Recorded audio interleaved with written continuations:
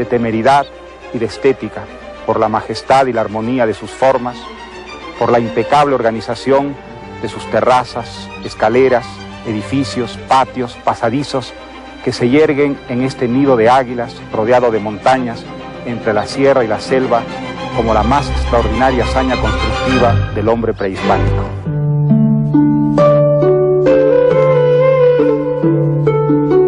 Creyó que se trataba de una broma aquella mañana del 2010 en que a Mario Vargas Llosa lo llamaron por teléfono a su apartamento de Nueva York para decirle que acababa de ganar por fin el Premio Nobel de Literatura.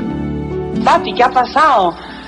Morganita me dice, es que me ha llegado una llamada y dice que me han dado el Nobel, pero yo no sé si esto es verdad o es una pasada. Y yo decía, qué locura, ¿quién llama a estas horas? Cuando me dijeron, pero señora, ha ganado el premio, ¿qué? Yo lloré. Era un llanto, pero imparable. Entonces, toda la familia llamaba yo. Lo primero que me decía, ¿qué? ¿Tú te has fijado la hora, Gladys? ¿Pero tú te has fijado la noticia que te he dado? Y era hora de que los suecos dejaran de hacerse los suecos. Querido Mario, Beto Ortiz me dice que yo te voy a poder abrazar, pero que igual te debería decir algo. No sé si te voy a poder abrazar, porque se me ocurre que va a haber una manifestación de gente y no sé si voy a estar en la posibilidad de darte el abrazo. Pero...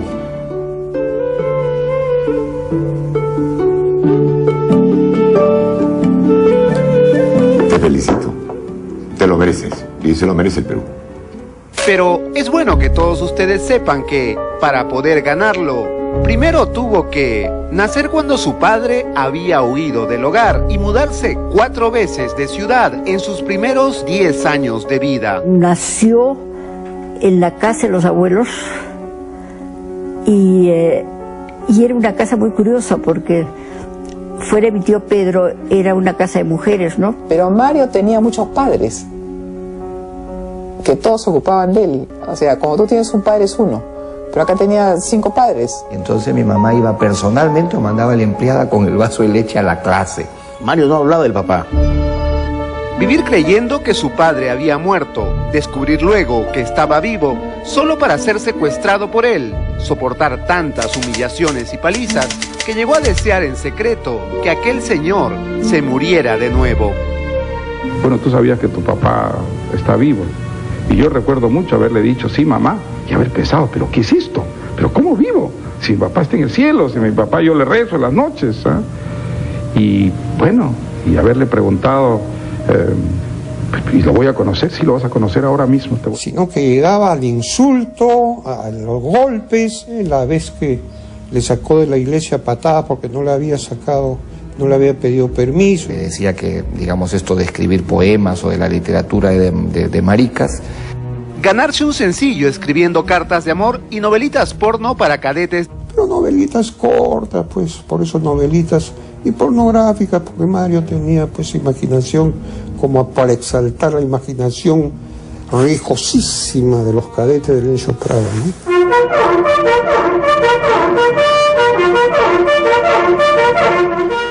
Del mismo colegio militar en cuyo patio serían quemadas montañas de ejemplares de su primera novela, una novela magistral que jamás leerían ciertos generalotes de la dictadura que se devanaron los improbables sesos para dedicarle inspirados insultos que nadie entendió. Hace algunos días, alguien que por su actitud parecería ser peruano solo por una casualidad de la geografía. Aumentarse la edad para poder casarse a escondidas con una tía que, por aceptarlo en matrimonio, fue acusada de corruptora de menores. Me ha dicho Miguel, quiero decirte que me he ido con fulana de tal, estoy perdidamente enamorado de ella. Es como tú, se enamora, va a un cóctel, esta chica le llama la atención. Yo creo que lo casaron a él, ¿no? ¿Por qué? La tía era mayor que él. ¿Y cómo se levantó? ¿Cómo puede haberse conseguido esta mujer tan guapa? Churrísimo. Mario era guapísimo. Es un viejo guapo. Uno de los testigos de matrimonio fue un campesino, por ejemplo, que pasaba por la alcaldía. Yo no dejo que mi hija se acerque a Mario por si acaso. Y que años más tarde publicaría contra él una verdadera obra maestra del despecho. Yo no siento despecho, no lo he sentido nunca. Porque yo comprendo perfectamente que Mario haya dejado de quererme y se haya enamorado. Una tía a la que mantenía gracias a 7 trabajos simultáneos. Le decía, ¿cómo puede hacer un hombre para vivir de escribir? Yo quiero escribir, pero ¿cómo hago para vivir? Y luego París, trabajar toda la noche como periodista para luego escribir durante el día. 7 trabajos que incluían el de registrador de tumbas en el cementerio. Unas lápidas que no estaban registradas, las lápidas más antiguas, entonces fichaba lápidas. Cacholearse en París como un embetunado bailarín de un grupo de danzas afroperuanas. Es una persona con la que uno nunca se aburre, nunca se puede aburrir, porque se interesa en todo. Ser sepultado por el furor de una guerra sucia en la que se le acusó de drogadicto, ateo, incestuoso, evasor de impuestos y absolutamente todos los horrores imaginables. Si usted habla de cuestiones personales, hace 3 años en la revista Sí, usted admitió haber tenido una experiencia juvenil de consumo de drogas. Eso es gravísimo para quien pretende ser candidato a la presidencia de la República. Estamos hablando de Mario Vargas Llosa, que cuando tenía 14 años, efectivamente, por un par de veces tuvo una experiencia que no ha vuelto a repetir. Ojalá los peruanos aprendamos eso, ¿no? Porque puede sacar un montón de conclusiones. Es el contraejemplo al pendejito barrio. Es el contraejemplo. Ahí está, pues, ¿no? Es el ejemplo que los buenos, al final, ganan. Verse obligado a dirigir la película de Pantaleón sin tener la menor idea de cómo se hace el cine. Y dijo que ella había renunciado porque el señor Vargas Llosa había pretendido que ella tuviera escenas de malos tocamientos con un enano. Sobrevivir a un cobarde atentado homicida. Miró que las puertas estaban cerradas, abrió un maletín, sacó una hoja celeste y me dijo, mira Jorge, esto son los planos del atentado contra Mario Vargas Llosa. Polemizar interminablemente en una campaña electoral en la que el único competidor que le salía al frente parecía ser el propio presidente. Yo no estoy ni cerca al señor Fujimori ni cerca al señor Vargas Llosa, pero estoy bien lejos de la derecha. Escribir una novela sobre un legendario lenocinio piurano. Terminaba la retreta y los jóvenes y algunos viejos y nos íbamos a los Casa Verde y a las otras casas también. Sin imaginar que 45 años más tarde, una de sus habitantas sigue con vida y exige a sus 83 años, con todo derecho, su respectivo ejemplar autografiado. Yo soy Inés, la que me pusiste la flaca Inés en ese tiempo. Yo tengo muy buenos recuerdos de ti.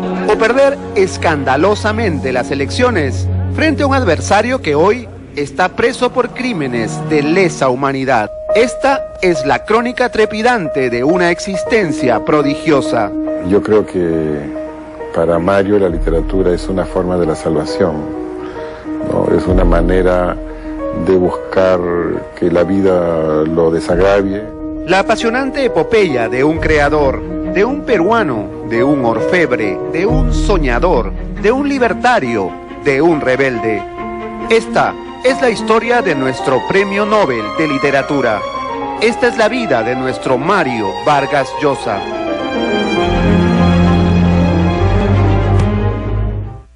Mario no hablaba del papá. No hablaba del papá y nosotros tocábamos el tema de la mamá soltera, que muy cuidadosa, muy cuidada siempre en su casa, salía de su trabajo a las 5 de la tarde y iba, ¿cómo se llama?, a la prefectura, y por ahí llegó el padre. Bueno, yo me enteré la existencia del padre ya cuando estuvimos en secundaria, porque en primaria no aparecía el padre, para nada. Bueno, nosotros tampoco nos preguntábamos, ¿no?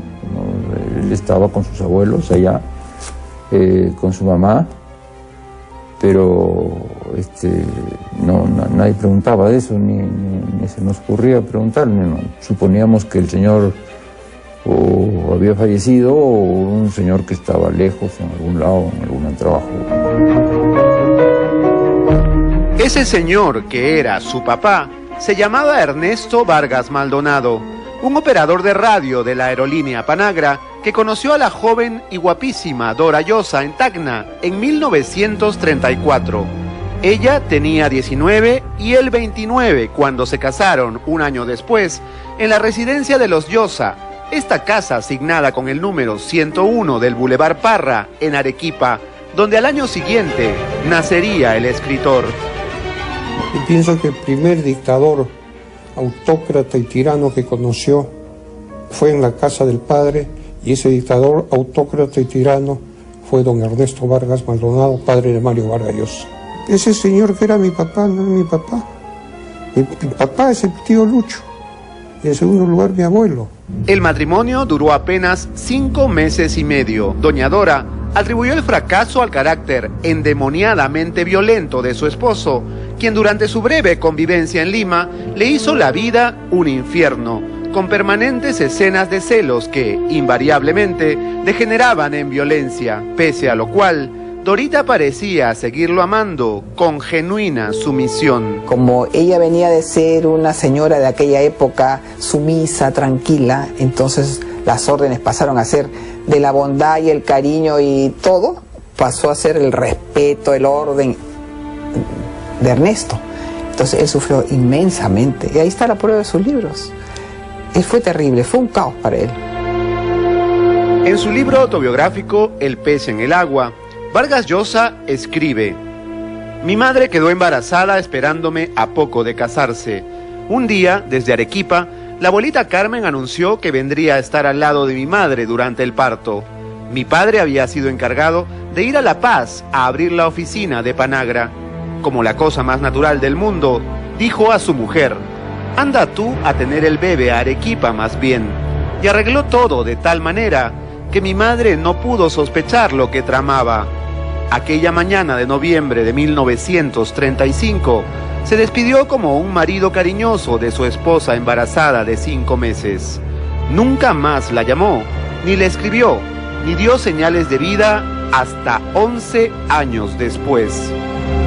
Yo creo que ningún hecho me ha marcado tanto, ni ha tenido efecto tan prolongado como descubrir a los 10 años que mi padre no estaba muerto, que mi padre existía y que lo iba a conocer allí e irme a vivir inmediatamente con ese señor desconocido que resultó siendo mi padre. No, ese es para mí el trauma fundamental de mi vida. Mi vida cambió a partir de ese momento. Pero durante los 10 años en que estuvo desaparecido, Ernesto Vargas Maldonado había formado otra familia paralela. Se había casado otra vez y hasta había tenido 2 hijos. Era una larga historia que, hasta ese día, el más importante de todos los que había vivido hasta entonces, y acaso de los que viviría después, me había sido cuidadosamente ocultada. Continúa escribiendo Mario, una historia de folletín, truculenta y vulgar, que había avergonzado a mi familia materna, mi única familia en verdad, y destruido la vida de mi madre, cuando era todavía poco más que una adolescente. No contento con resucitar de buenas a primeras, su padre lo secuestró. Lo arrancó abruptamente de la tibieza de los mimos de la casa de Piura, el mismo día que lo conoció. Le dijo a su hijo que se lo llevaría en su auto a dar un paseo, y sin decirle nada a nadie, se lo llevó a Lima. ¿Cómo un muerto resucita y qué reacción tiene la familia? Bueno, la familia que sí sabía el hecho, que eran los padres y tíos, fue una dura realidad. Al encontrar que Dorita no había, en medio de todos esos años, no había olvidado a este señor, y que se iba a ir con él y se raptan al chico, a Mario, en ese caso. Se lo raptan, entonces fue terrible. Y nosotros se lo raptan, te digo, ¿por qué? Porque no le avisan a la abuelita ni nada en Piura, y él le dice, tú has leído el libro, que le dice en ese momento, vamos a pasear, y se lo va. Entonces el resto quedó en una sorpresa absoluta porque Mario no regresaba y eso, ¿no? Muy pequeño empezó a escribir. Él escribía para un diario en Piura, La Industria, escribió acá en La Crónica, escribió como obras, la huida del Inca fue la primera, que fue una obra de teatro, que a su vez después la dirigió la obra y la puso en escena en el Teatro Variedades de Piura. La huida del Inca, que es de hecho pues la huida del padre, ¿no? Porque se sabe que Mario nace con un padre ausente porque había huido, aunque a él le dijeron que había muerto. Quien escribe y dirige teatro a los 15 y por si fuera poco, cobrando entrada, Vargas Llosa ha reconocido más de una vez que su viejo profesor de lenguaje, José Estrada Morales, fue una influencia decisiva en su carrera literaria. Entonces Mario se presentó donde el director y le dijo: señor, yo puedo presentar una obra de teatro, pero no como... Sí, y le enseñó La huida del Inca, que es una cosa histórica, en fin, en 3 actos, que se presentó y fue todo un éxito en el Teatro Variedades. Pero lo cierto es que cuando él salió, parece que lo veo todavía delgadito, él, pero alto, espigado, y lo aplaudieron a rabiar. Ahí se ganó el corazón de Piura. La Casa Verde de la ficción era el reino de Los Inconquistables, una legendaria collera de mozallones que se pasaban los días y las noches departiendo alegremente con las bulliciosas señoritas del famoso lupanar. Pero ¿existieron en realidad los inconquistables? Nosotros éramos un grupo muy estrecho, ¿no? Éramos 5 o 6. Los mellizos Temples, Silva Ruete, Manolo mi hermano, el Borrao Garcés, Mario Vargas Llosa, Toto Román y yo. No éramos los más tromperos, ni mucho menos, pero sí los más paloníes. Y movíamos todo lo que decíamos se hacía. Eran agitadores. Sí. Amigos comunes me han contado que usted es un personaje de una novela de Vargas Llosa. ¿Podría contarnos qué personaje, de qué novela o de qué novelas? Bueno, Los Jefes. Quinto año y media. Quinto año y media nosotros estábamos, ya te he contado la ubicación de mi casa al frente de la puerta del Colegio San Miguel, y Mario a 20 pasos más atrás, de la Plazuela Merino, que era el centro de entrar al colegio. Claro. Y la vivienda del director quedaba en la misma frontera de la Plazuela Merino, la puerta principal. Entonces uno entraba por la puerta del costado.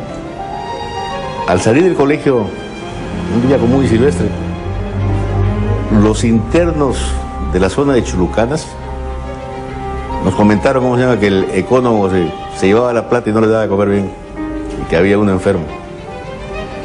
Entonces ahí la bulla, pues, del quinto año nosotros. Que hay que parar el colegio, que por aquí, que al director, que esto. Gran bulla a la salida, nos botaron, salimos en la tarde, y en la Plazuela Merino dijimos: mañana cerramos el colegio. Hoy que alumnos y maestros inflan el pecho de orgullo en el histórico San Miguel de Piura en que Mario estudió, pocos recordarán que, a solo 2 meses de terminar la secundaria, Eloy Nobel fue expulsado de su alma mater por revoltoso. El director marroquín, Ixo Pucho, 12 del día estábamos expulsados, Vargas Llosa, Silva Ruete y Richard Tadei. ¿Los votaron? Los expulsaron del colegio. Expulsados. O sea, no por el día, sino para siempre. Expulsados, quinto año y media. Mal momento para ser expulsado, ¿no? Pésimo, pésimo. Pero buen momento para tener el tío perfecto. Mario es un rebelde en frente a todo lo que consideraba injusto, a lo que consideraba inadecuado, a lo que consideraba desde el punto de vista social, con falta de equilibrio. Entonces esa era su posición. Aquella huelga colegial fue el germen para Los Jefes, relato inaugural que escribiría cuando era ya un veinteañero estudiante sanmarquino. Yo soy Inés, la que me pusiste la flaca Inés en ese tiempo, ¿ves? No sé si te acordarás de mí, ¿no? Pero yo tengo muy buenos recuerdos de ti y me alegro mucho, te felicito de que te hayas ganado el premio.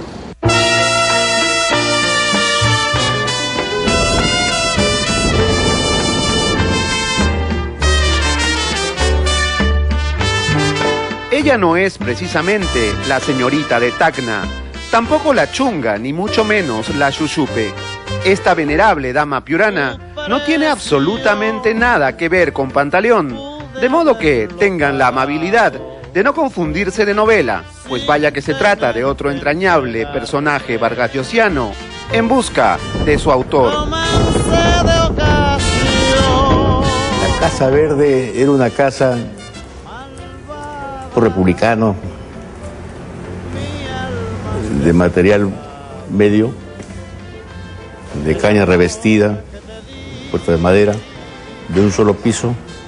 Era como una casa, ahora que las acondicionaban y tenían sus cuartos las chicas, ¿ya?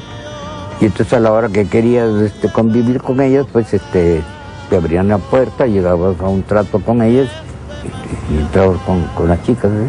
Nosotros íbamos en bicicleta al mediodía. De tercer año y medio íbamos ahí, muchos de Piura. Entonces íbamos, conversábamos, jugábamos casino con las pupilas. Y hacíamos favores y nos daban favores. Ellos agarraban, pagaban 100 soles por cada chica que quería salir. Por ejemplo, si esa chica no podía estar ahí, querían ellos llevársela a jaranear a otro sitio.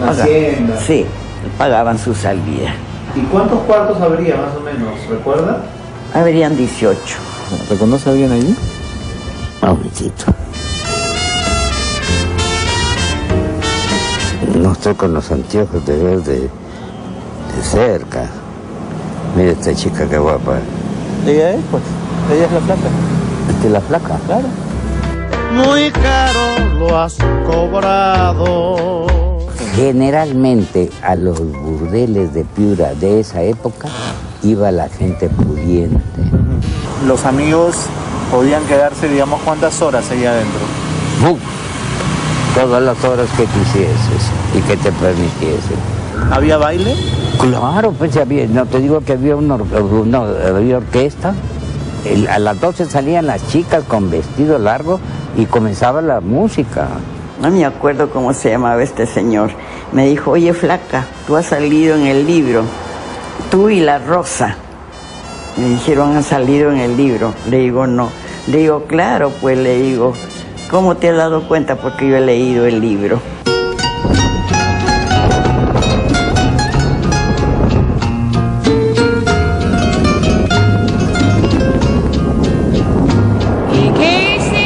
Auténtico golpe de suerte el que nos llevó hasta ella, y apenas la encontramos, sin siquiera habernos repuesto del todo de la sorpresa, le pedimos que nos condujera por las polvorientas calles del asentamiento humano Talarita, del distrito piurano de Castilla, hasta llegar por fin a la que antaño fue la Casa Verde.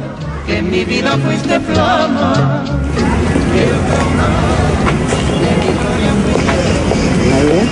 Acá era. ¿Ahí era? Sí, acá era, salía así. ¿Estás segura que encontró la Casa Verde? Estoy segura que encontré la Casa Verde. Ya no está como antes, muy diferente, pero es la Casa Verde, donde años atrás pasó todo lo que pasó todo lo que, sí. ¿Y por qué estamos hablando tan bajito? Para que los vecinos no nos escuchen. Los vecinos no escuchen.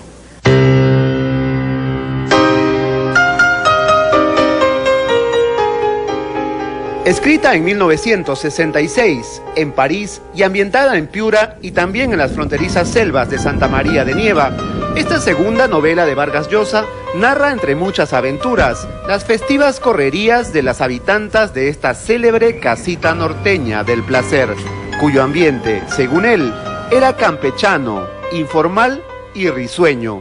A las 12 en punto de la noche, las chicas salían con vestido largo. Como si fuera una fiesta. Como si fuera una fiesta. Y nosotros hemos ido con corbata y saco. Ahora que después nos quitábamos el saco y la corbata también. No, claro. ¿Usted lo recuerda? ¿Se acuerda de cómo era Mario en aquellos años? Sí, Era delgado, sí, muchacho, todo buen mozo. Él llegó, ¿no? Lo llevaron como parroquiano. En ese tiempo era un muchacho, ¿ves? Y se ponía a conversar, nos hacía preguntas. Antes de la novela, ¿el lugar no era conocido como la Casa Verde? No, no era conocido como ¿Cómo lo conocían? ¿Cómo lo llamaban? Vamos a la Casa de Rosa. ¿Qué le diría entonces, doña Inés, a Mario Vargas Llosa si lo tuviera delante? Ay, yo agarraría, lo abrazaría, ¿no? Le conversaríamos, ¿no? Si se acordarían ese tiempo cuando él llegó a la casa, conversó con nosotros.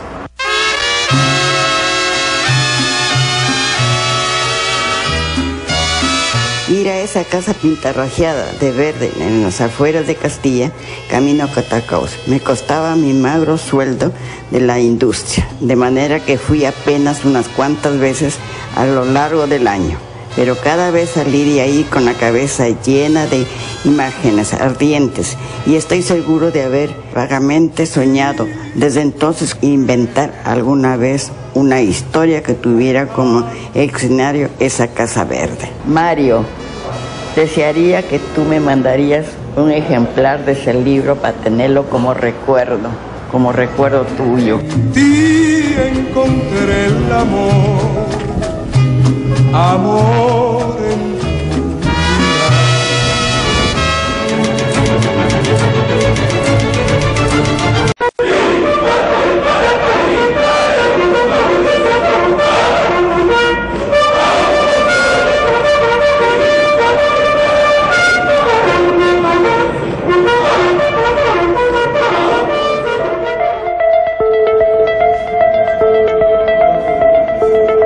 Aquí dormía Mario y Víctor Horrefield, con quien fue por primera vez a los pies dorados aquí en esta cama.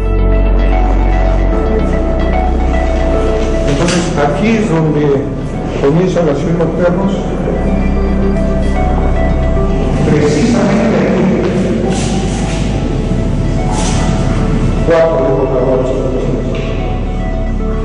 Entonces él ha contado que un día su padre ya había regresado y lo encontró escribiendo un verso y entonces le dijo: mira, yo no quiero maricas en esta casa, nada de poesías, te vas a ir a estudiar en el colegio de León Separado. La ominosa resurrección de Ernesto Vargas Maldonado había hecho saltar en 1000 pedazos el universo perfecto del niño engreído que, del acolchado hogar piurano de sus adorables abuelitos maternos, pasó violentamente a conocer el rigor, la disciplina y con ellos el miedo. Ese miedo que solo inspira el yugo del poder omnímodo que ahora atenazaba su vida por partida doble, la tiranía del padre y la del colegio militar. Él fue a hacer lo que el padre quería en ese momento y regresó. Él no era militar, de ninguna manera. Mira, ahí hay un mito en realidad, porque él lo cuenta y él lo ha dicho también, que en realidad él estaba de acuerdo con ir al colegio militar, ¿no? Le pareció interesante, pero ya estando adentro, evidentemente, pues ya va a padecer un poco estar en ese ámbito, ¿no?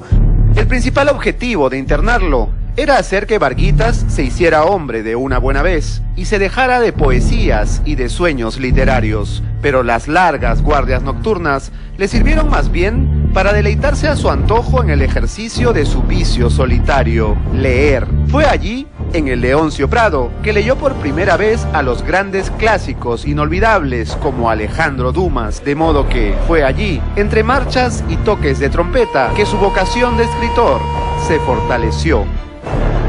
El colegio militar resulta siendo una pensión de señoritas. No exagero. Yo estudiaba ahí 3 años, Mario 2 nomás. Mario, quién sabe, estaba en el grupo privilegiado, entre comillas, de los miraflorinos, de los pitujos, de los intocables, de los más, ¿no? Y no solamente porque era alto, blanco, bien hablado, sino porque era muy inteligente, muy ocurrente para responder. Sus compañeros de la séptima promoción recuerdan que, si por algo destacaba el cadete Varguitas, era porque siempre se las arreglaba para pasar inadvertido. Le decían el Flaco o Box Bunny por sus característicos dientes de conejo, y también lo conocían como el Poeta, pues como ya es sabido, se agenciaba su sencillo para los cigarritos escribiendo por encargo encendidas cartas a amores ajenos o estimulando las salvajes fantasías de la muchachada con novelitas lujuriosas que astutamente alquilaba. Él escribía estas novelitas, ¿no?, que deben haber sido además unas novelitas bastante, me imagino que bastante inocentes para vistas desde hoy, ¿no? Pero lejos de desanimarlo de sus ímpetus literarios, su breve experiencia militar terminó por forjar a fuego su destino de novelista porque, además, le mostró los múltiples rostros de un país fascinante, dolorido y contradictorio que él no conocía. El Perú ya tenía quien le escriba. Mi padre hizo que entrara Leoncio Prado, por ejemplo. Eso es algo que, aunque yo sufrí la experiencia... ¿Lo agradece ahora? Ahora lo agradezco. Yo creo que sin el Leoncio Prado yo no hubiera conocido el Perú. Allí yo descubrí que la realidad peruana no era una realidad de niños bien, ¿no?, de pituquitos, miraflorinos, sino una realidad extremadamente compleja, diversa, de blancos, de negros, de indios, de chinos, ¿no?, que había pobres y que había ricos y todo eso, que puede llegar a ser muy traumático en un momento dado, fue extraordinariamente instructivo. A mí mostró la vida de verdad, el país de verdad. Y bueno, y además me dio el tema de mi primera novela, o sea que imagínate, ¿cómo no voy a estar agradecido de esa experiencia, ¿no? Dicen que la felicidad no tiene historia, y las terribles experiencias vividas en aquel internado castrense le dieron una inmejorable materia prima para escribir. Años más tarde, en París, la que sería su primera extraordinaria novela. Había una vez un joven aspirante que se fue a una guardia de París a escribir una novela, le escribe su obra maestra, esa novela, y gana un premio y le abren las enjolladas puertas de las editoriales españolas. 27 años. ¿Quién es premiado a los 27 años? Aquella novela se llamó Los Impostores, cuando fue enviada a concursar al prestigioso premio Biblioteca Breve de la editorial española Seix Barral. Por supuesto, lo ganó. Aquel libro fundacional es hoy un auténtico clásico de nuestras letras y todos lo conocemos como La ciudad y los perros. A los 24 años escribió la ciudad y los perros. Y es una cosa inusitada, nunca se había visto en América Latina, ni en ninguna parte. Son casos muy especiales de gente que a los 26 años puede escribir una novela así tan injundiosa y tan preciosa como es La ciudad y los perros. Claro, bueno, ya había leído La ciudad y los perros, que era una novela que para mí fue deslumbrante, ¿no? Y como creo que para todos los peruanos.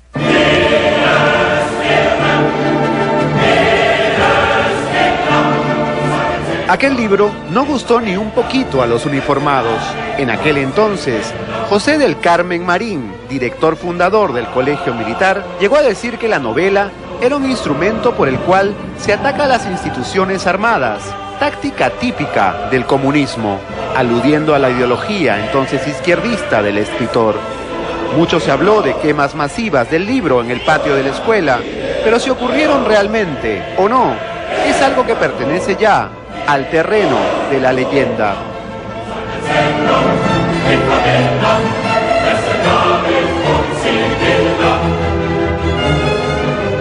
La ciudad y los perros, el primer libro, es un libro autobiográfico y que él es uno de los jóvenes que están dentro del Leoncio Prado en ese momento. Él es Alberto, el poeta, el que escribe novelitas sensuales, cursis para tener dinero para los cigarrillos, ¿no?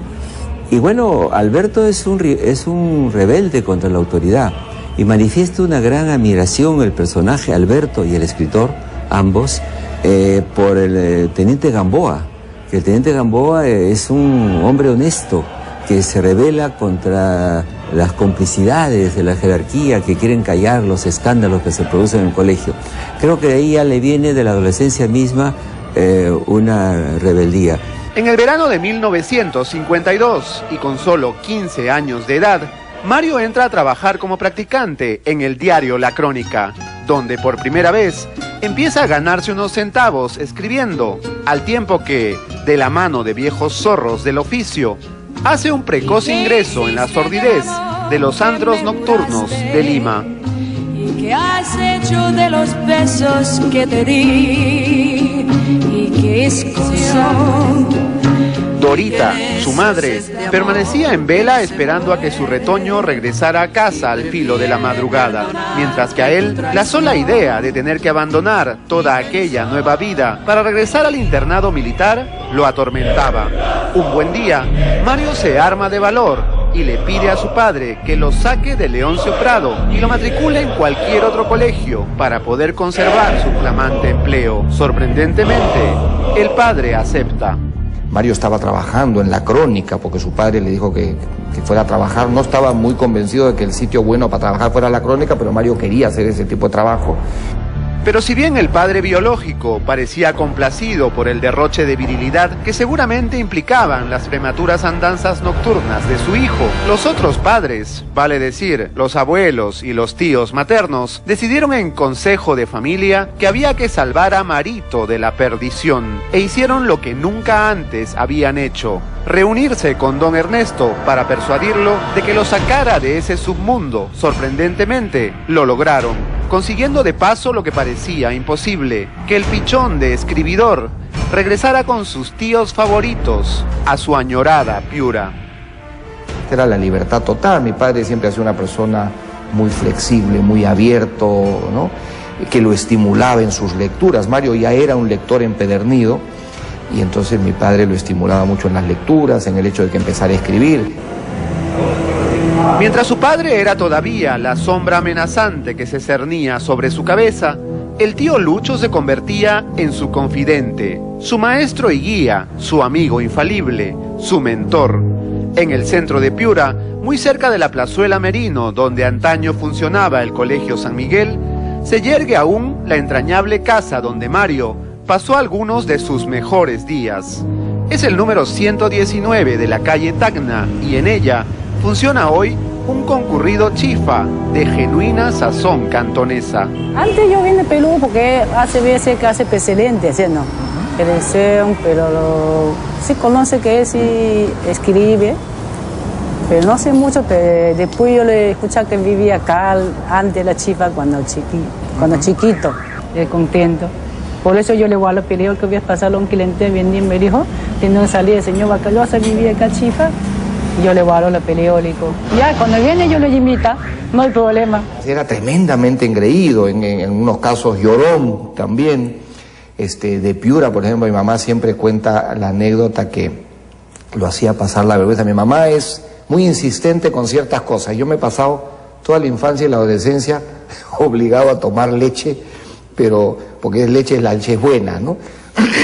Mario era un poco dormilón y para poder llegar a la clase, a veces no podía ya tomar desayuno. El colegio estaba muy cerca, la casa donde vivía él con mis padres, y entonces mi mamá iba personalmente o mandaba a la empleada con el vaso de leche a la clase. Ese año fui feliz, confesaría más tarde el narrador en sus memorias. Allí, entre abril y diciembre de 1952, con el tío Lucho y la tía Olga, tuve tranquilidad. Un vivir sin el miedo crónico, sin disimular lo que pensaba, quería y soñaba. Yo pienso que la experiencia originaria de Mario Vargas Llosa es la expulsión del paraíso, de este amor con la madre, ¿no? Y es probable que toda su literatura pueda proceder de ese sentimiento de injusticia, de haber sido separado del amor por una decisión autoritaria, es decir, por el ejercicio del poder. Y eso nos lleva a las razones esgrimidas por la Academia Sueca para darle el premio Nobel, la cartografía del poder y las maneras como resiste el individuo. En efecto, escribir es una resistencia sobre ese paraíso perdido. Quienes han leído la novela La tía Julia y el escribidor saben que solo la exquisitez de un genio de la prosa podía ser capaz de convertir acontecimientos tan dramáticos de su propia vida en una rara joya de insólito humor. Bueno, yo Mario me acuerdo de él, de su época de galán, cuando era un muchacho joven, con un bigotito, muy buen mocito, muy jovencito, y sobre todo parecía más joven de lo que era cuando llegaba a las puertas de Panamericana de Radio, llegaba la tía Julia. Si tienes ganas de llorar, piensa en mí.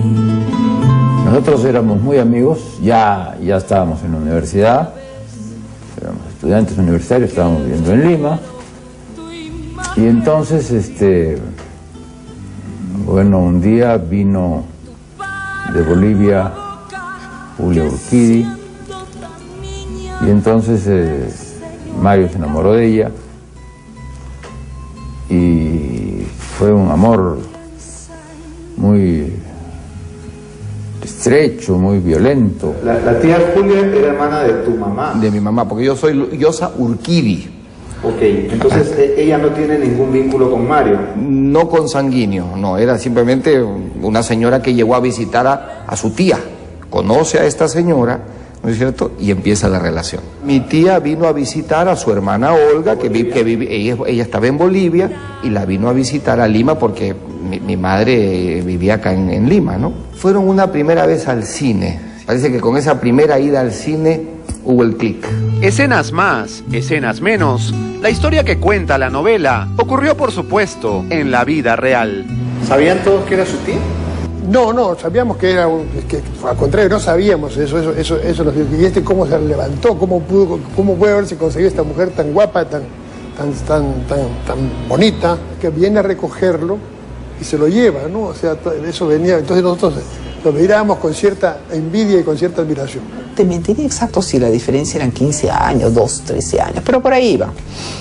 Pero ya venía una persona muy simpática, muy agradable, muy guapa. Nosotros la miramos, pues éramos chicos, pues no, entonces una chica de 14, 13 años la miraba, no, como es que era ella. Y de una personalidad muy avasalladora, ¿no? Avasalladora total, ¿no? Entonces, ella ya había tenido cargos importantes, ella había sido secretaria de la presidenta de la República de Bolivia, una mujer canchera, muy agradable, guapa. Entonces, claro, imagínate tú que le hiciera, pues, a Mario Casoera. En aquella época más, pues, ¿no? Pero mira, así fueron las cosas, pues, ¿no? La relación con Mario vino por esta afinidad, digamos, por esta curiosidad por la literatura que tenía ella. En cuanto se conocieron, el tema recurrente fue los libros, ¿no? Mario ya tenía 18 o 19 años, ya estaba, era una persona ya muy sólida en sus lecturas, era una persona que tenía ya algunos trabajos, era digamos un intelectual, ¿no? Mario siempre ha sido una persona donde han convivido, digamos, una serie de inquietudes aventureras, de conocimiento, de absorber mucho, de vivir muchas cosas, ¿no?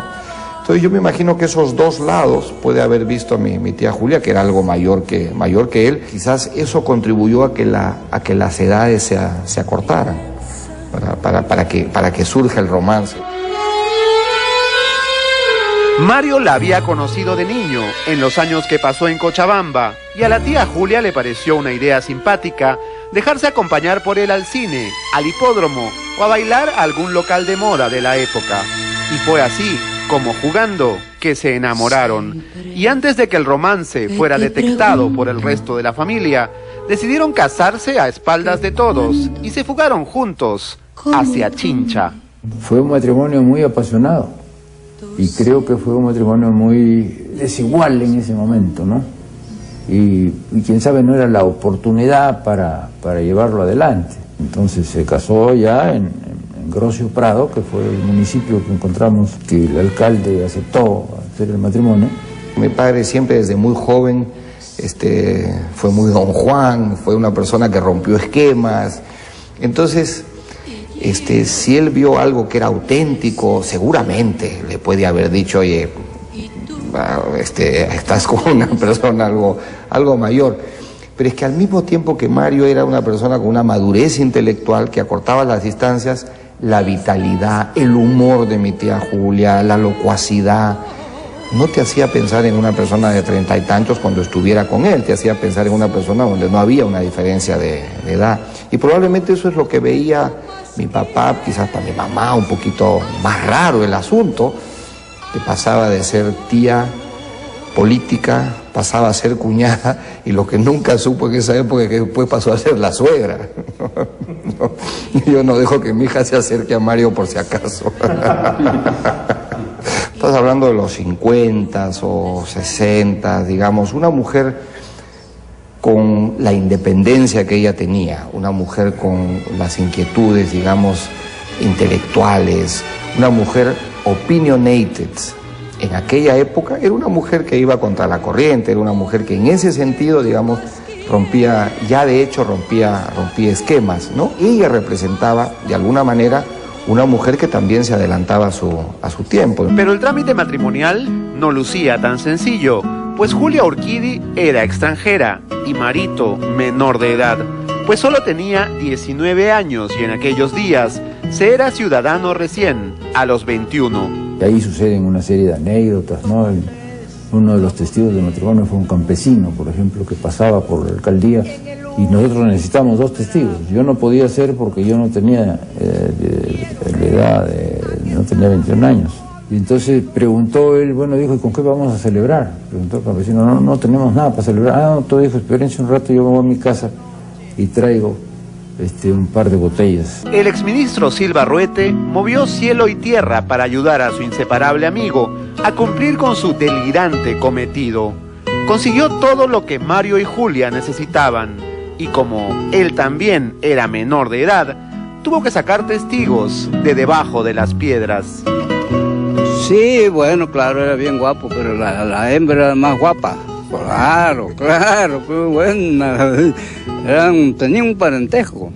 Sí, recuerdo. Es que el alcalde de ese tiempo había estudiado en el colegio militar, Leoncio Prado, y él era amigo con uno de ellos. Hablaron con el alcalde, fueron a su bodega, y después de allá dijo, él tiene los documentos ya. Yo llené el acta del matrimonio. Sí. El horario del consejo de esa época, atender al público, era corrido hasta las 2, 3 de la tarde más o menos.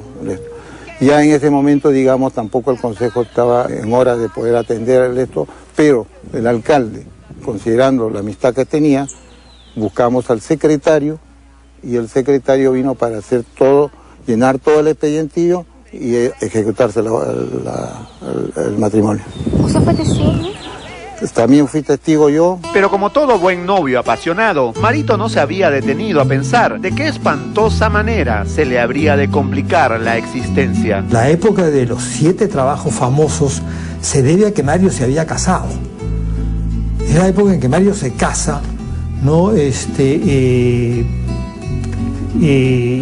ese casamiento había provocado algunos problemas. El primer problema del casamiento con Julia Urquidi fue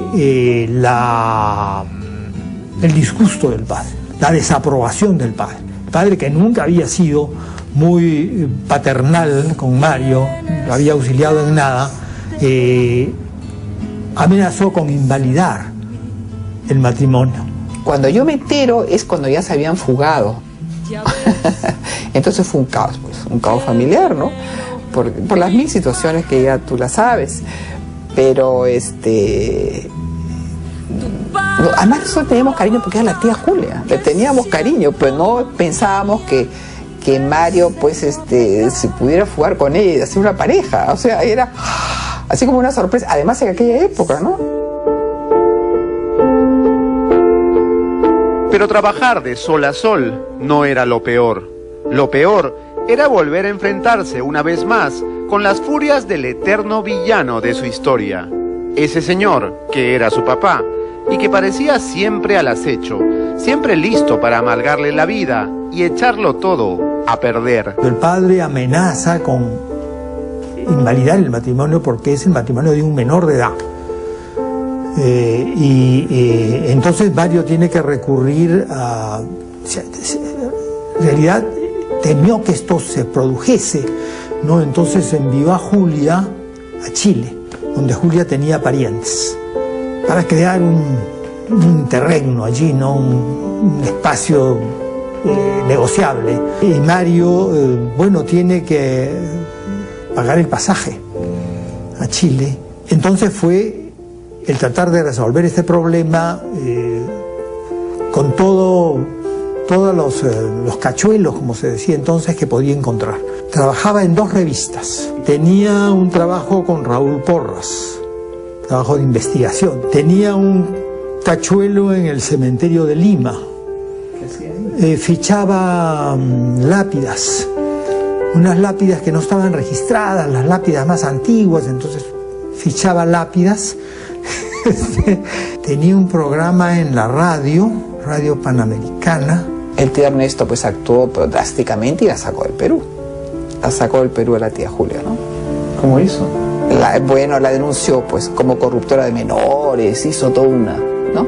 Pero Mario no era menor. No, era menor, tenía 18 años. Contra viento y marea, Mario y Julia lograron reencontrarse y vivieron juntos primero en Lima y más tarde en Madrid y París, donde fueron una pareja habitual en los círculos literarios de entonces. Pero los romances de novela también se acaban.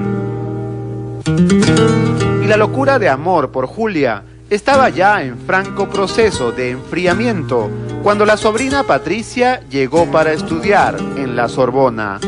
Mario asegura que, poco a poco, fue surgiendo un amor platónico y que no fue tanto en ella como en él. Luego después ya llegan a romper el matrimonio de común acuerdo con Julia, después de 5 años, y él se enamora de Patricia y se casa con Patricia. Ahí fui yo testigo del matrimonio. Tras el enorme éxito de La tía Julia y El escribidor, la involuntaria protagonista del libro, acaso considerando que no se le había hecho justicia, decide contar su muy particular versión de los hechos y publica Lo que Varguitas no dijo, el desgarrado y por momentos iracundo testimonio de una mujer que, en esta entrevista de la televisión chilena, tuvo el coraje de admitir que siguió amando a Vargas Llosa durante los 10 años que siguieron a la separación, y de insistir en esa vieja idea que asegura que para el amor no hay edad. Me acaba de decir que estuvo enamorada de él durante 20 años, vale decir, incluso 10 años después de haberse separado. Completamente. Enamorada de él. Sí. No lo puedo negar, sería engañarme a mí misma. Cuando escribió usted su libro, Lo que Varguitas no dijo, ¿estaba enamorada de él? Sí, pero para mí el escribir el libro fue, ¿cómo le puedo decir? Como un lavado cerebral. Ahora suena inverosímil, pero hubo un tiempo en que Mario Vargas Llosa fue tío político de su actual mujer, Patricia Llosa, que es además, como todos saben, su prima hermana. Bueno, nos conocemos de toda la vida porque somos primos hermanos. Entonces nos hemos conocido desde muy niños. De chiquitos incluso vivimos una época con mi familia en Bolivia y después en Piura. Mi familia era una familia muy unida y se trasladaban así como en una tribu. Íbamos de una ciudad a otra, todos juntos, así que de niños también hemos vivido. Me lleva algunos años de diferencia, entonces no éramos amigos en ese momento como para jugar. Hubo un tiempo en que su tío y suegro, don Luis Llosa, fue también su concuñado, porque era cuñado de la tía Julia, que fue la primera esposa de Mario y tía carnal de su actual esposa, la prima Patricia, ya que su mamá, que es tía y suegra del novelista, era la hermana de la tía Julia. Mario es mi primo hermano porque su madre es hermana de mi papá. Bueno, ambos fallecieron ya, pero su madre era hermana de mi papá, ¿no es cierto? Entonces soy primo hermano de Mario. Mario ha vivido en mi casa, esta especie de padre, digamos, real, que era su tío, era mi papá. Entonces somos primos hermanos, ¿no? Él, estando en mi casa, a mi hermana Patricia la ha cargado, porque él era un poco mayor, entonces ¿no? la cargaba. Este primo hermano, con el tiempo, se casa con una hermana de mi madre. O sea, ahí no había parentesco consanguíneo, porque era, digamos, hermana de su tía política, ¿no? La esposa de Luis Llosa, de su tío Lucho. Y luego se separa de mi tía Julia y Mario se casa con Patricia, mi hermana. O sea, digamos, somos primos hermanos y cuñados. Es un incesto elegante que tenemos en la familia. Es increíble, Patricia. Yo creo que la felicité ese día y le digo, no solamente el orgullo que sentimos a Mario, sino a ti, prima, porque de verdad que tú has sido lo que cualquier hombre hubiera querido tener siempre en su vida. Ella es Patricia. Duerme la niña cerquita de mí, y pensando acaso que está muy solita o que la acompaña un príncipe azul. Nadie supo leer entre líneas en aquellos tiernos versos quinceañeros que Mario le escribiera a Patricia cuando ella era aún la primita traviesa. ¿Por qué siento a veces, mirando a la niña, que quiero ser niño y soñar también? ¿Será que la niña, con su sueño breve, tiene algo de madre por su rostro de ángel, por su corazón? ¿Sorprendió mucho? ¿Qué sorprendió más? Totalmente, pues, porque era como de susto en susto.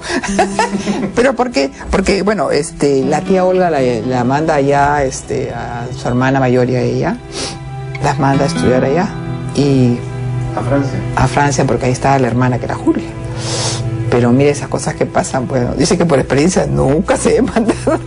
Pero sucedió, pues se enamoraron. Y mira qué bonito, porque funcionó, mira, ya tienen, no sé, pues deben tener 46 o 7 años de matrimonio.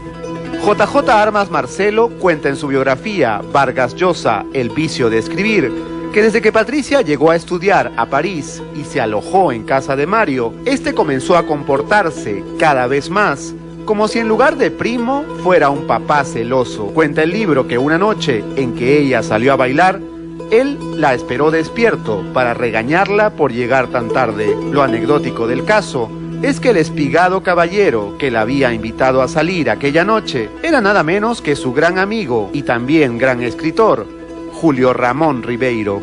Pati es una maravilla, es excelente, es una persona que está al apoyo para Mario. No porque te diga mi prima, sino porque de verdad como mujer sí la admiro. Y funcionó perfecto. Mira, es un matrimonio sólido y para hoy día es... ¡wow! El matrimonio de Mario y Patricia se celebró en Lima en mayo de 1965 y las circunstancias que lo rodearon aparecen en el capítulo final de La tía Julia y el escribidor. Yo no siento despecho, no lo he sentido nunca. Porque yo comprendo perfectamente que Mario haya dejado de quererme y se haya enamorado. Eso es muy natural, podría haberme pasado a mí. Pero deja usted caer. Cuando la tía Julia y yo nos divorciamos, hubo en mi dilatada familia copiosas lágrimas porque todo el mundo la adoraba. Y cuando un año después volví a casarme, esta vez con una prima, el escándalo familiar fue menos ruidoso. Eso sí, hubo una conspiración perfecta para obligarme a casar por la iglesia, en la que estuvo involucrado hasta el arzobispo de Lima, que era por supuesto pariente nuestro. Para entonces, la familia estaba ya curada del espanto y esperaba de mí cualquier barbaridad. El Perú es Patricia, la prima de naricita respingada y carácter indomable con la que tuve la fortuna de casarme hace 45 años.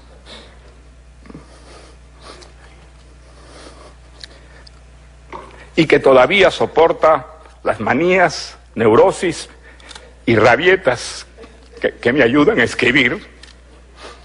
Sin ella, mi vida se hubiera disuelto hace tiempo en un torbellino caótico y no hubieran nacido Álvaro, Gonzalo, Morgana, ni los 6 nietos que nos prolongan y alegran la existencia.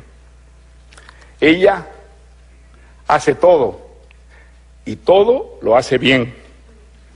Resuelve los problemas, administra la economía,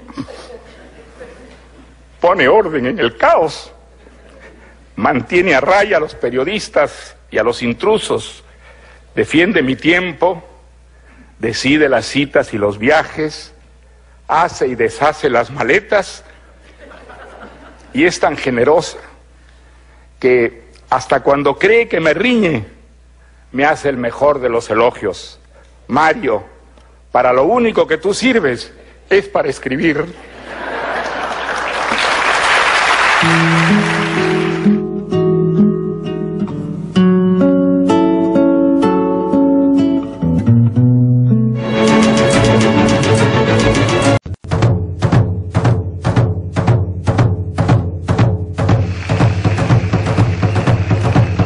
Esta es la primera imagen que viene a nuestra memoria cuando se nos habla de Vargas Llosa, el político.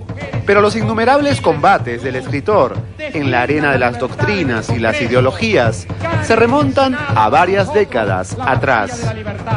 Tuvimos la suerte de ser discípulos del maestro Raúl Porras Barrenechea.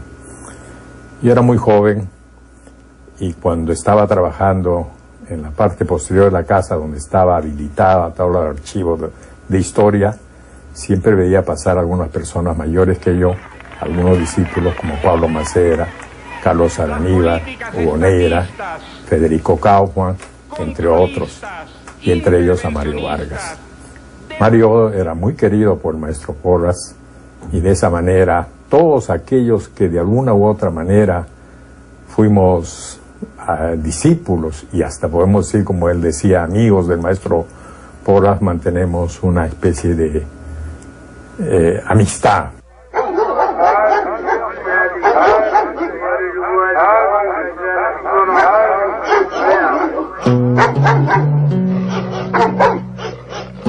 Un suceso doméstico que para otros hubiera parecido una trivialidad fue el detonante de la que sería la gran novela política del Perú. Su perrito Batuque había sido llevado por la perrera y al ir Mario en su rescate se encontró con el horrendo espectáculo de la matanza de animales. Ya con su mascota en brazos, buscó dónde reponerse de la impresión y todo lo que encontró fue una chinganita miserable de nombre insólito. Fue así como surgió el embrión de una obra maestra llamada Conversación en la Catedral. Tú guardas dentro de los innumerables souvenirs de tu vida periodística el número, la edición de 7 días donde apareció esta gran entrevista a Mario con ocasión de la publicación de Conversación en la Catedral. Vargas Llosa estaba de vuelta en Lima y traía como novedad pues una nueva novela que iba a publicarse en esos entonces. Y al terminar la entrevista le dije: Mario, me gustaría tomarte una foto ahí en la catedral. Y me dijo: no, es que no es esa la catedral es un bar, me dice. ¿Y dónde es ese bar? Debe estar cerca, ¿no? Por allá un poco lejos, pues por Montserrat. Bueno, la catedral estaba en la avenida Alfonso Ugarte, al final, ya casi para llegar al río Rímac. Con la opresiva atmósfera de la dictadura de Odría como telón de fondo, Zabalita y el Sambo Ambrosio, dos peruanos de diferente clase social, se sientan a conversar y en esa sencilla charla de bar llevan a cabo la más implacable disección de la sociedad peruana. Así que hubo un momento que le dije: siéntate en esta mesa. Se sentó solo, le puse su cerveza, ¿no? Sabía que adelante habían gente que estaba jugando su craps, sus dados, y había unos parroquianos al fondo, estaba el que servía. Así que le salió la foto. Lamentablemente en la prensa no se publicó esa foto.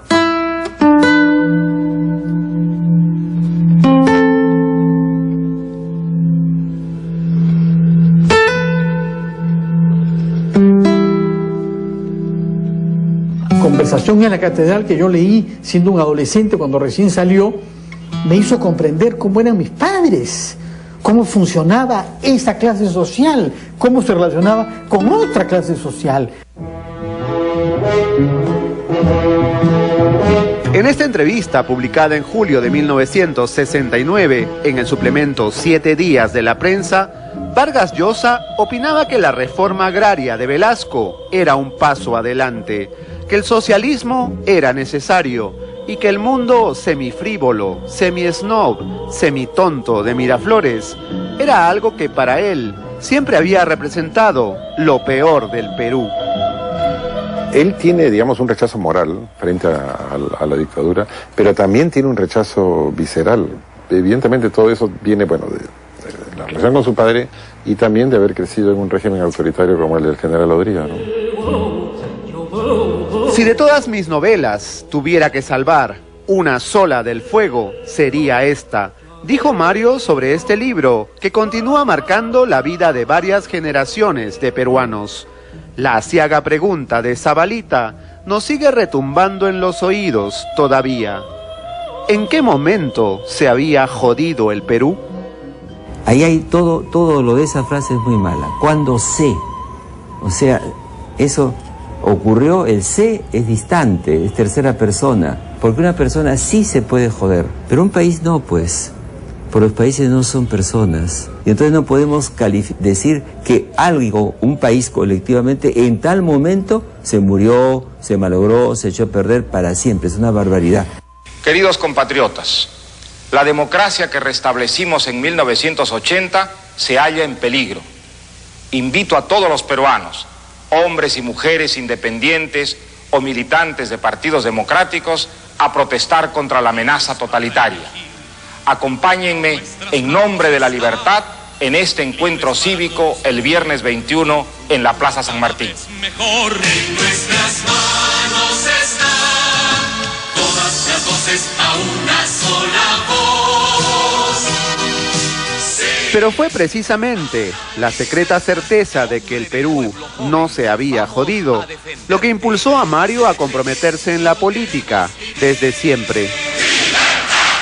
Movilización en favor de la libertad. La evolución ideológica de Mario está muy clara. Mario la ha explicado, que ha contado también de una manera un poco hilarante, con gran simpatía, que don Isaac Humala, el padre de Ollanta Humala, tuvo una relación con él en la célula Cahuí del Partido Comunista en San Marcos, de manera que él tiene una amistad con don Isaac Humala. Entramos a la Juventud Comunista, que era una señal de rebeldía, porque digamos, lo normal era no hacer política, había unas corrientes muy tranquilas, liberales, de derecho. Preferimos lo más extremista que había en ese momento. Recuerdo concretamente una pregunta como esta. Alguien se para en el Paraninfo de la Facultad de Medicina de San Marcos, ¿no?, a preguntarle por qué, en lugar, si era un partidario de la revolución, si era consciente de la injusticia social, ¿por qué en lugar de escribir novelitas no cogía un fusil y se iba al monte? Aunque ahora parezca difícil de creer, las ideas comunistas y el carácter desafiante del universitario Vargas Llosa lo hicieron acreedor al gracioso apelativo de El Sartrecillo Valiente, pues sus amigos veían en él a un émulo criollo de Jean-Paul Sartre. Nadie hubiera presagiado entonces que, algunas décadas después, en 1987, estaría encabezando un gigantesco mitin para protestar contra la estatización de los bancos, una medida radical que el joven Varguita, sin duda, habría aplaudido emocionado. ¡Viva la libertad! ¡Viva Piura! ¡Viva el Perú!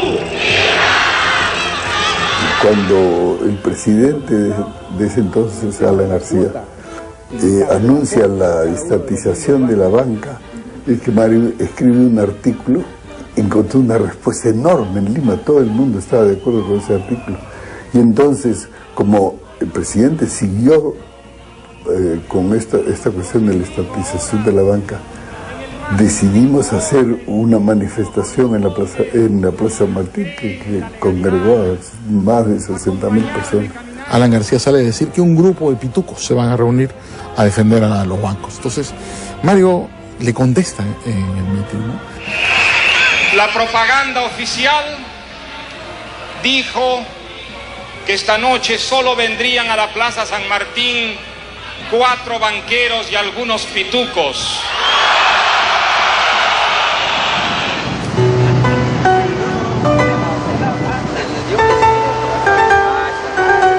Solo sus más íntimos amigos saben de las tribulaciones que el novelista tuvo que padecer frente a la tremenda encrucijada de si debía o no involucrarse en la política de su país. Un año antes de la candidatura formal, me acuerdo que hicimos un viaje a Máncora.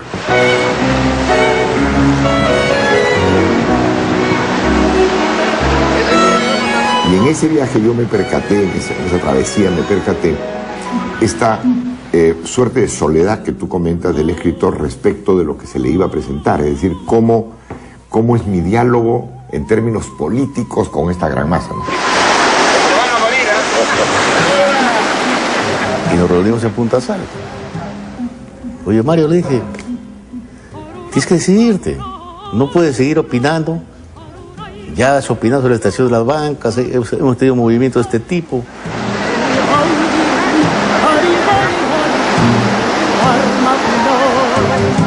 No hay paños tibios en esto. No, Richard, yo no sirvo para eso. ¿Cómo que va a salir para eso? A ver, Paco, para filmar esto. Qué horror, por Dios. Que no se enrede la foto. De Mario le dije. Si tú te decides hacerlo, va a ser muy bien. Pero tienes que decidirte. Lo mismo le digo yo, dice Patricia. No, Mario, le dije, ¿qué cosa? Bueno, pues ya, ok, ya voy. Ok, le dije.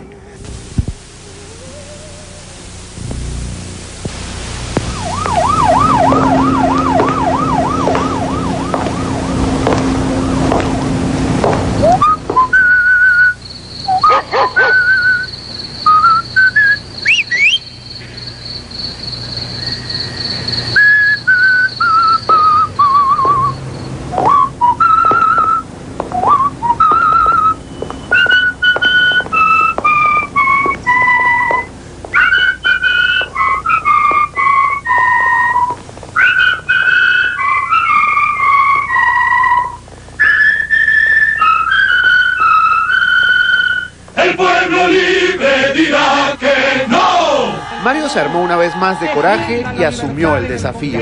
Lo que ocurrió después en las presidenciales del 90 con el Frente Democrático y el Movimiento Libertad es historia harto conocida. Pasaron de tener un aplastante 70% de intención de voto en las encuestas a perder las elecciones estrepitosamente. Pero el detrás de cámaras de aquella campaña electoral contiene aún infinidad de historias inéditas que esperan ser contadas.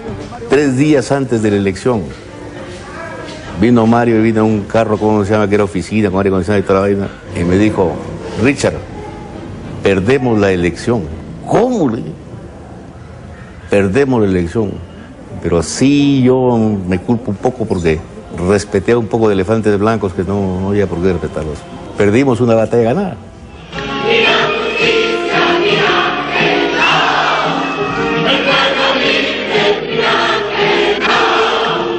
Yo acompañé a Mario la noche en que él fue, donde Fujimori, a decirle, oiga, evitémosle esto al país, sea usted presidente, yo le presto mi plan de gobierno, le doy a la gente que quiera. Esa etapa donde tener que seguir haciendo campaña para algo en lo que ya no creía, es la peor época que yo le he visto a Mario. Era como si tuviera en el cuerpo, pues no sé, 100 kilos de plomo, ¿no? Es un momento muy emocionante. La gente, partidarios de Mario Vargas Llosa en el Sheraton. Un día determinado, mi secretaria me dice que me llamaba por teléfono el comandante Salmón. Tengo que hablar urgente contigo porque hay un tema con Mario Vargas Llosa. Yo no sé, tú sabes, yo soy oficial de inteligencia. Ah, no tenía la menor idea.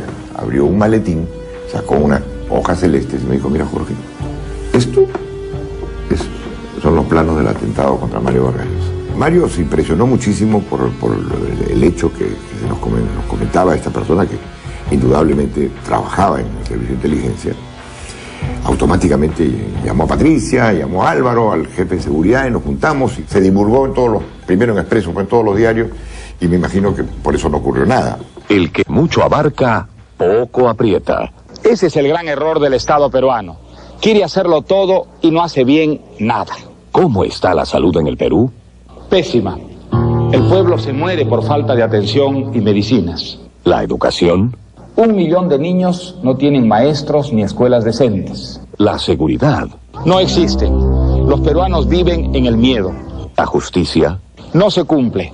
Reina la corrupción. ¿Los servicios públicos? Medio Perú no tiene agua, ni luz, ni caminos. Y en vez de resolver estos problemas, ¿qué hace el gobierno? Se mete en lo que no debe. La pesca, las minas, los teléfonos, los barcos, los aviones, los cines y mil que no sabe hacer. Esto tiene que cambiar.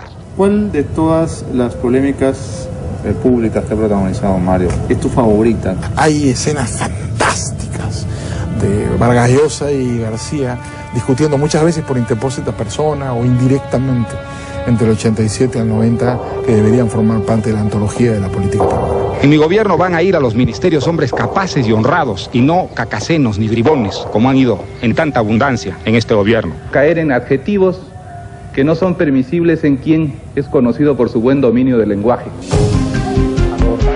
Todas las lacras, todos los vicios, todas las taras y todos los prejuicios que Vargas Llosa había denunciado en su gran novela política parecían ahora conjurarse en su contra. Apenas las cifras dejaron de sonreírle, muchos líderes, empresarios y políticos optaron por subirse velozmente al coche del adversario, o mejor dicho, a su tractor. Después, el tiempo que Mario se fue, hubo mucha gente que adhirió a Fujimori y ciertamente criticó a Mario. Una sarta de felones, pues que eran antes ayayeros terribles y después cuando ocurrió lo que ocurrió, voltearon la espalda y se acomodaron en otras circunstancias. Mario no estaba en ningún adefesiero de los que estaban ahí. Yo peleé con mucha gente, ¿eh? Como otro premio Nobel dijo Octavio Paz, los peruanos tuvimos tanta sabiduría que preferimos dejarlo en la literatura. Yo creo que Mario sigue siendo un político sin necesidad de partido, sin necesidad de un estatus. Fue suficiente una intervención suya para que el presidente García reaccionara. Fíjate que sí tiene peso. Yo creo con toda y absoluta franqueza que sin quitarle en lo más mínimo los méritos personales de Mario, no estoy absolutamente seguro que hubiese sido un gran presidente. La noche de la derrota definitiva, el novelista encontró sobre su mesa de trabajo una entrañable carta en la que su hijo Gonzalo premonitoriamente le decía: bienvenido nuevamente, maestro, al lugar donde siempre perteneciste, tu escritorio. Es desde aquí, y no desde el sillón presidencial, donde batallando con tus demonios seguirás contribuyendo al progreso de tu país y de la humanidad. La derrota en las urnas no significa pues sino un triunfo para ese mundo que ya reclamaba tu presencia, la literatura. No lo llamamos a Mario todavía. ¿Sabes por qué? Porque siento que el premio lo he recibido yo. Me siento tan feliz como él. ¿Dónde necesito ya decirle nada yo? Tanto nosotros esperamos que el fútbol algún día gane. Y mira tú, no es el fútbol sino la literatura la que nos ha dado. Mucho más grande, ¿no? Imagínate, ¿no? Y de repente sale un monstruo que es Mario, porque es un fuera de serie, hay que reconocerlo. Y mira, nos ganamos un Nobel.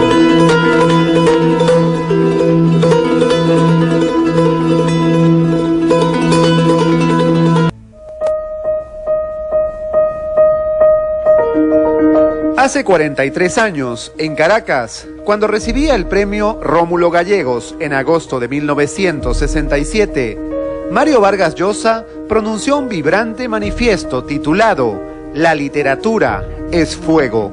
Un discurso que, con el transcurrir de los años, ha seguido conmoviendo a las nuevas generaciones y se ha convertido en una especie de himno del escritor, cuya inolvidable letra nos decía: las mismas sociedades que exiliaron y rechazaron al escritor pueden pensar ahora que conviene asimilarlo, integrarlo, conferirle una especie de estatuto oficial. Es preciso por eso recordar a nuestras sociedades lo que les espera, advertirles que la literatura es fuego, que ella significa inconformismo y rebelión, que la razón de ser del escritor es la protesta, la contradicción y la crítica. Las cosas son así y no hay escapatoria. El escritor ha sido, es y seguirá siendo un descontento. Nadie que esté satisfecho es capaz de escribir. Nadie que esté de acuerdo, reconciliado con la realidad, cometería el ambicioso desatino de inventar realidades verbales. La literatura puede morir, pero no será nunca conformista. Su misión es agitar, inquietar, alarmar, mantener a los hombres en una constante insatisfacción de sí mismos. Es preciso que todos lo comprendan de una vez. Mientras más duros y terribles sean los escritos de un autor contra su país, más intensa será la pasión que lo una a él. Porque en el dominio de la literatura, la violencia es una prueba de amor. Sociedades donde la injusticia es ley, paraíso de ignorancia, de explotación, de desigualdades cegadoras de miseria, de condenación económica, cultural y moral. Nuestras tierras tumultuosas nos suministran materiales suntuosos, ejemplares, para mostrar en ficciones de manera directa o indirecta, a través de hechos, sueños, testimonios, alegorías, pesadillas o visiones, que la realidad está mal hecha, que la vida debe cambiar. De tal manera que el Perú soy yo, aunque a algunos peruanos no les guste, yo soy el Perú. El Perú soy yo. El Perú soy yo. El Perú soy yo. El Perú soy yo. Ya, ¿está bien? El Perú soy yo. El Perú soy yo. El Perú soy yo. El Perú soy yo.